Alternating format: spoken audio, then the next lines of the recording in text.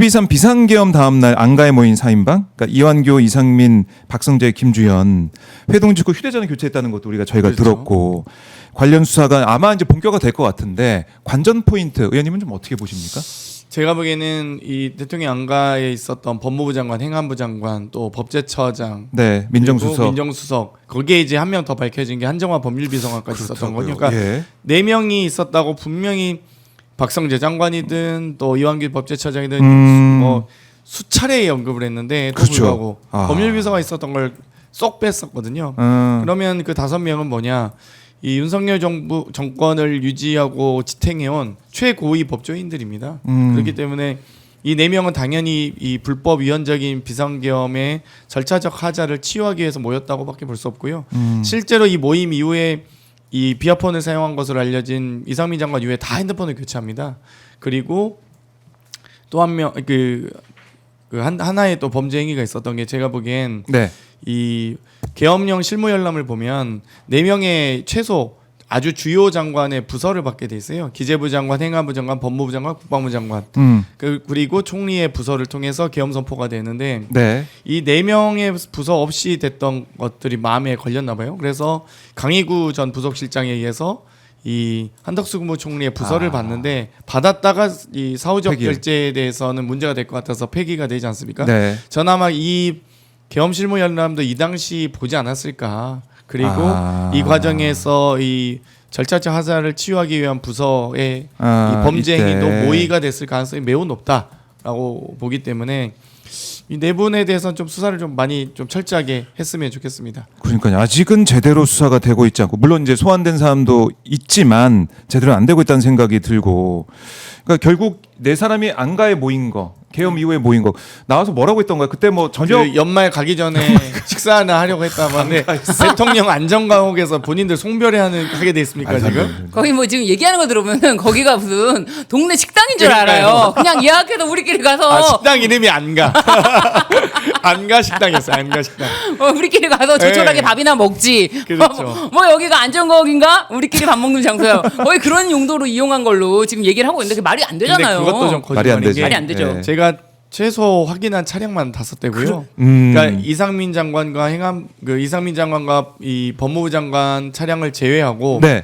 그다음에 이완규 전 법제처장은 택시 타고 갔고요. G80과 아이오닉과 그 카니발 2대 최소 5대가 확인되고요. 네. 그래서 저 한정화 법률비서관 차량도 지금 다시 조회를 해봐야겠지만 이 전체 이 차량 중에서도 아이오닉 차량 같은 경우에 왔다 갔다 했거든요. 모르겠어요. 또 안주를 또 시켰는지 어쩐지 모르겠는데 뭐 어찌됐건 저희 CCTV를 확보했었기 때문에 예. 제가 보기엔 그 차량 번호는 저도 알고 있긴 한데 어찌됐건 그런 것들 조회를 해봐야 분명히 된다. 확인될 거라고 봅니다. 조만간. 특검에서도 그걸 이제 확보하고 있을 거 아닙니까? 자료를. 아마 예 하겠죠. 예. 그래서 근데 차량 당시에 조회를 이제 하고. 이완규 법제처장한테 국회에서 질문하실 때 네. 군인도 있었습니까? 라고 질문하셨잖아요. 네.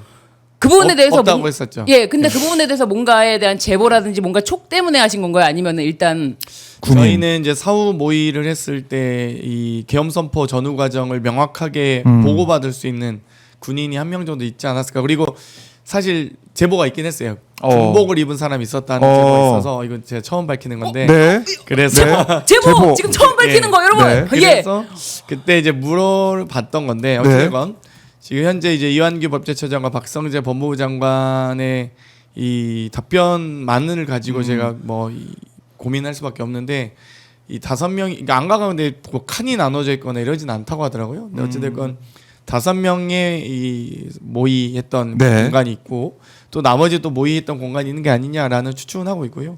안가이기 때문에 당연히 경호처 요원들도 있지 않았을까라는 추측도 하고 있고 아무튼 군복을 입은 사람이 있었다는 제보는 있었습니다. 와, 아니 핫스팟에서 처음 밝히신 거예요. 네. 아유 고맙습니다. 야, 처음 여러분 진짜 근데 이거- 예리하게 질문하네. 처음 밝힌 제가 건데. 또 거짓말 여기서 위증을 할 수 없기 때문에. 위증할 수 없습니다. 예.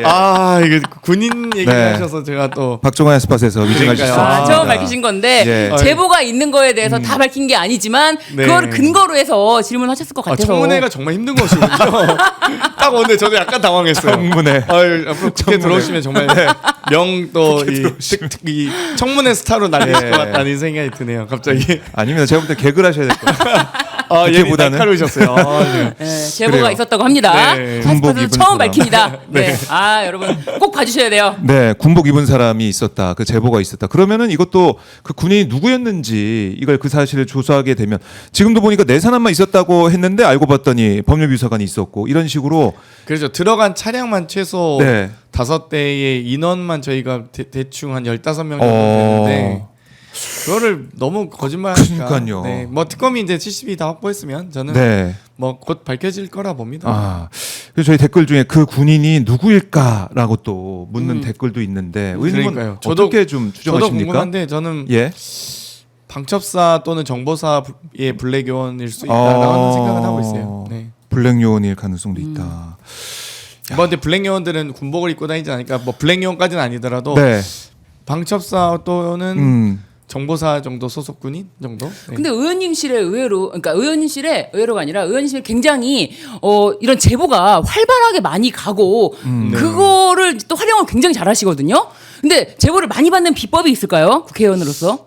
일단 저는 제 몸 사리지 않고 폭로한다. 예를 들면 뭐 김건희 빙고 포르노부터 시작해서 그것도 원래 비공개 일정이었거든요. 그때 최고위 모두 발언에서 했고 또 예를 들면 이종호 씨를 오빠라 부른다 최병 네. 청문회 때 있고 네. 그다음에 김건희 윤석열이 군 골프장 이용도 첫 폭로했었고 또 박동환 성형외과에 가서 프로포폴 사용 의혹 네. 네. 얘기 또 석동현 변호사 뭐 서부지법 배우설 이것도 다 석동현 변호사가 같이 그 폭도들하고 호프집에서 호프하고 있는 사진이 왔어요 제보가. 그래갖고 제가 공개했죠. 네. 그러니까 뭐 아무튼 네 그렇습니다. 아. 근데 저는 제 반지 하나 제 소나타 압수수색이나 하겠죠. 뭐 해봐요. 제 반지 네. 청소나 좀 누가 해줬으면 좋겠어요. 예, 이사를 못 하고 있습니다. 이사를. 들어오려면 들어와라. 예, 뭐 별 걱정은 없어서 뭐 제가 지킬 처자식 있는 것도 아니고 네. 아, 저 한 번 건사하면 됩니다. 네. 그런 게 알려져서 제보를 좀 의원님께 네, 좀 저는 하기가 뭐- 좀 편하고 그런 게 있군요. 몸은 안 살이요. 몸은 안 살이요. 제일 몸 안 살의 의원이야. 예, 이렇게 하면서. 저는 뭐 자식을 위해 전입 신고 뭐 하거나 이런 적도 없고요. 뭐.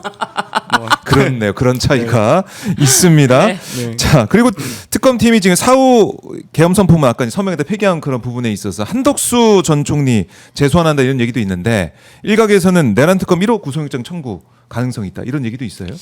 그러니까 이제 지금 의원과 고위공직자에 대한 압수수색이나 이제 예. 뭐 구속영장 청구 등이 이루어지고 있지 않습니까? 그런데 저는 한덕수 총리가 이미 하루 전에 알았다. 그리고 각 국무위원들과 사전에 와서 상의한, 그러니까 급하게 불려와서 몰랐다고 했던 국회의 증언들이 다 위증으로 밝혀지고 있기 때문에 네. 저는 한덕수 국무총리가 몰랐을 리 만무하다고 보고요. 아, 뭐 여러 차례 여러 보도를 통해서도 당시 신원식 국방부 장관과 이 김용현 경호처장이 뭐 계엄 선포 관련해서 언성을 높였다. 뭐 이런 지금 보도들도 많이 이미 나오지 않았습니까? 그러면 언성을 높였으면 총리실도 정무실이 있고 민정실이 다 있거든요. 민정실 통해서 다 보고 들어갔을 거고요. 네. 당연히 알았을 겁니다. 당연히 알았을 거다. 네. 그래서 이 계엄 관련해서도 알고 있었기 때문에 이 조사를 피할 수 없고 또 영장 청구도 가능하다. 저는 신변 확보도 필요하다고 봐요. 왜냐하면 저는 한덕수 총리가 예. 많은 분들의 우려와 반대, 만류에도 불구하고 대선을 왜 출마했을까가 궁금했거든요. 왜냐하면 그렇네요. 대통령 대행인데 안 그래도 무너진 국격과 이 경제 이 상황과 여러 가지 안보 외교적 상황이 어려웠는데도 불구하고 네. 출마한 건 전 딱 하나밖에 없었다고 봅니다. 본인의 향후 이 여러 수사 과정에서 수사 과정을 전체를 다 이 여러 정치 보복이다라는 네. 프레임 말고는 근데 본인은 대통령 후보가 아니셨잖아요. 이제 못 되셨잖아요. 아, 저 출마 의사를 밝히신 것까지는 뭐 저 의사는 저도 밝힐 수 있어요. 언젠가 저 한 10년 뒤에도 20년 뒤에 예, 나갈 수 있다. 근데 나갈 수 있다. 후보가 안 되셨기 때문에 정치 예. 보복이 아니란 말씀을 정치 다시 보복 한번 아니다. 드립니다. 네. 그렇네요. 저도 호남 사람이에요. 저도 빵에 가요. 정말 이렇게 바뀌는 겁니까? 이렇게 말이. 예. 여러분 저도 빵에 가요. 정말 부끄러워가지고 저도 아. 네. 자, 이렇게 포옹까지 하면서 열심히 했는데 어쨌든 지금 이 구속의 기로에 서 있는 상황이 될 것이다. 이렇게 그렇죠. 보시는 거고. 불가피하죠. 불가피하다. 그리고 출마임면을 실제로 한 사례가 이미 보도됐잖아요. 그러니까 계엄 선포 이 부서한 그러니까요. 문서를 그것도 부속실장이 부서를 하지 않게 돼 있어요. 이 부서하는 과정도 보통 이제 국무회의 주제는 이 정책관이 행안부 정책관이 하거든요. 근데 네. 뭔가 부서하는 행위에 대해서 보통 행정문서 명령은 행안부가 담당할 텐데 무슨 갑자기 부속실장이 와서 하겠어요. 그러니까 좀 말도 안 되죠. 그런 것들을 하나하나 짚어봐야 된다. 그리고 이제 아까 이제 이상민 전 장관 얘기 나왔는데 그 에르메스백 네. 네. 백에 네. 그 35억이라는 썰이 네. 있죠. 네. 그걸 넣어놨다. 네. 혹시 변호사님도 집에 혹시 현금을